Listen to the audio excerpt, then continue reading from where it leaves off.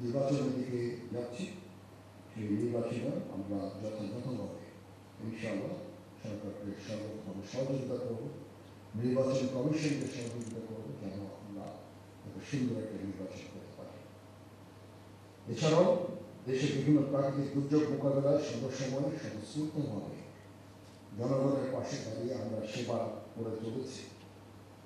সব কিছুই সম্ভব হয়েছে সেনা সদস্যদের অকৃত্রিম দেশপ্রেম, কর্মদক্ষতা, শৃঙ্খলাবোধ ও দায়িত্ব পালনের আন্তরিকতা। পরিশেষে আজকে অনুষ্ঠানে উপস্থিত হয়ে অনুষ্ঠানকে প্রাণবন্ত এবং সাফল্যমণ্ডিত করার জন্য আমি আপনাদের সকলকে আবারও বিশেষভাবে ধন্যবাদ জানাচ্ছি। এছাড়া আজকের এই অনুষ্ঠান সুন্দরভাবে আয়োজন করার জন্য আমি সংশ্লিষ্ট সকলকে আন্তরিক ধন্যবাদ জানাচ্ছি। মহান আল্লাহ তাআলা আমাদের সহায় হন।